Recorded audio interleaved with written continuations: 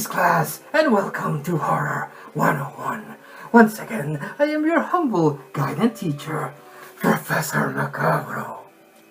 Tonight, I wanted to take a moment to share something very special with the rest of you.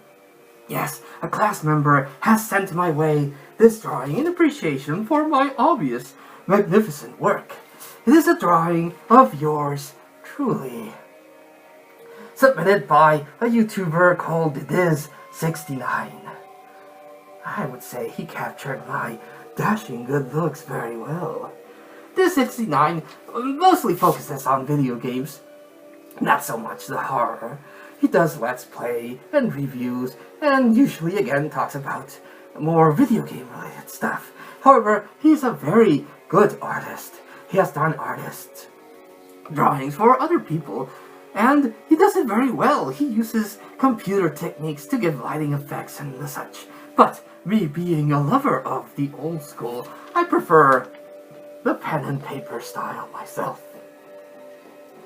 Yes, very well. I like the detail that he has given this drawing. You can be sure that I will frame it and displayed proudly in the vault. So, thank you so much for that, Diz69. And on that subject, class, I want to take a moment to talk about a video game series inspired by Diz69. Like I mentioned before, horror is such a wonderful genre that it can encompass anything. Film, books, and video games. Now, a lot of people will mention your Silent Hills and your Resident Evils, but only the few will mention this one. Yes, brought to us by the good people in Japan, who are masters of creating terrifying atmosphere. Actually, they also did create Silent Hill, but I feel that this one stands above all. You could say even Resident Evil was created by Japan, but that one feels more like an American-style video game. No. This video game series creates an atmosphere that is just filled to the brim with terror. Because unlike Silent Hill, who's a more psychological terror, or Resident Evil, which is more in the style of American horror movies with jump scares, this one is more in the style of The Grudge, The Ring, Ju-On, which is the same thing. Yes, this video game series engulfs you in the terrifying atmosphere that the game sets up. So much so that when the jump scares actually do happen, you feel it more as a release, because they have taken the weight of the terrifying atmosphere surrounded in these games. And this video game series is Fatal Frame. Like I said, when someone makes their list of terrifying video games, you will see Resident Evil, Silent Hill, and Dead Space. But I very few times see Fatal Frame, and I've never quite gotten that. Maybe it's because these games didn't really have that much of a print copy release. But I do remember them coming out on things like Xbox after they released on PlayStation 2, and even the Wii and Wii U, in Japan only, did get a couple of games in the series, which unfortunately I won't be able to talk about because they're stuck in Japan, or as downloadable games.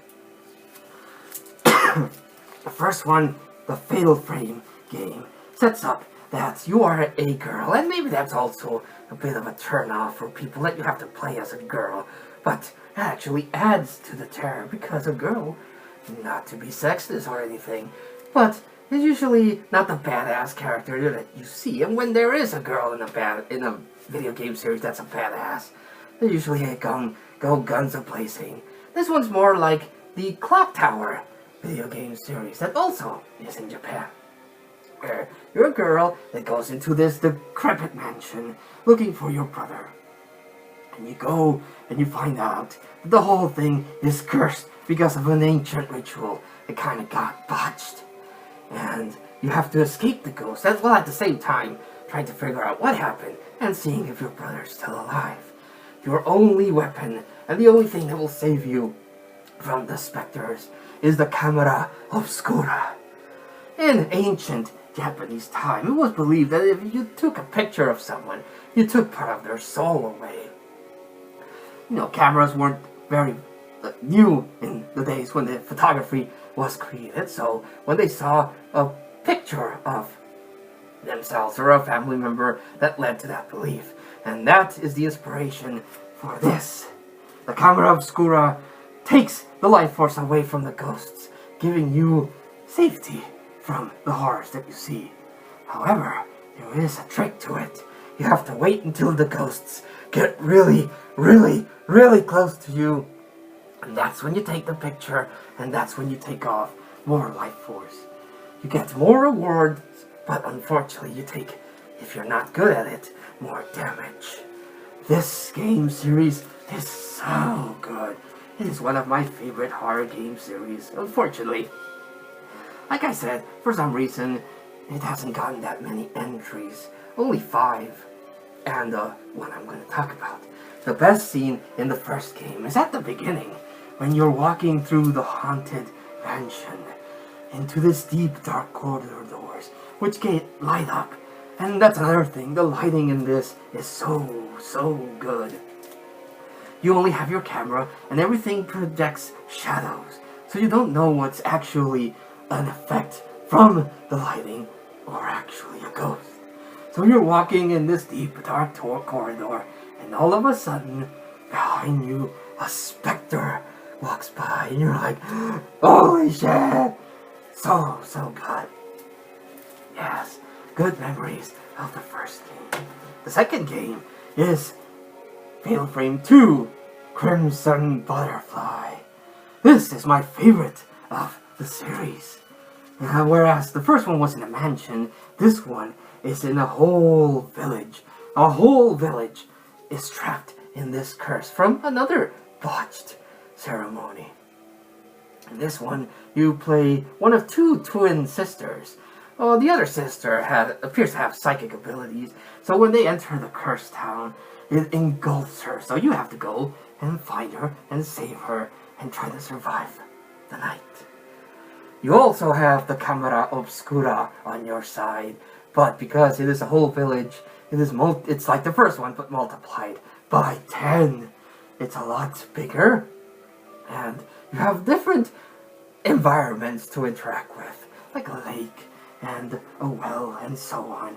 Yes, this one captures the atmosphere so well, and this is my favorite one of the series. They released a third game called Fatal Frame 3, The Tormented. It has the return of the character from the first one, and a new character that is having dreams about certain ghostly apparitions. Once again, the camera obscura is your only method of defense. And while good, it's not as good as the second or the first one, unfortunately. But that does not take points away from it. It is another great entry into this epic game series. Now, Fatal Frame 4 came out on the Wii. However, it did not get a port state-wise, which is very unfortunate.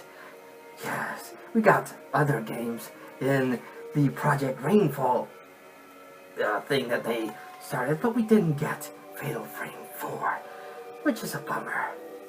We did get a DS version, well, not called Fatal Frame. It is basically the same mechanic. You use your 3DS to focus around the room, and boom, that's when the ghosts pop out. Again, it's not as good. It's not bad at all. It is not bad, but it does take a little bit away from the atmosphere established in the 3 games. But it is still a good game, and it is very interactive when you are trying to find the ghosts in your room. The problem is that you have to turn the lights really on. You can't play it in the dark because the camera won't be able to detect what it has to detect, so that does take away a little bit of it. But I found myself enjoying the game nonetheless, even though, again, it is not called Fatal Frame. It is a lot of the same elements as that series, so it is considered a side game to the main Fatal Frame. The last game that I also can't talk about much is Fatal Frame 5.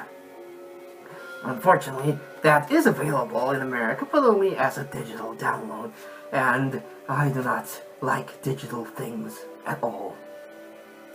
In Japan and in Europe, there's a very beautiful hard-covered edition with artwork and so on, but it doesn't appear that we're going to get that in America anytime soon, and that upsets me.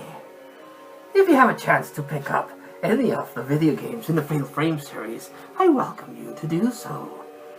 I will admit, they are a bit expensive on eBay, but if you go to swap meets, you might be able to find some copy and someone that would be willing to part with it for a reasonable price.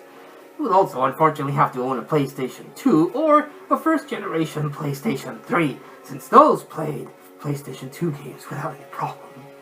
However, if you have an Xbox, there are ports of this series that you can also acquire and enjoy with a slightly better resolution. Personally, I prefer the PlayStation 2 versions because the limited palette of the graphical engine gives it a more creepy look to it. So highly recommend the Fatal Frame series if you're into horror and like a good scare and enjoy Japanese horror movies. You can't go wrong with this. It's a Japanese horror movie. It's also interactive. It will give you hours upon hours of scary fun.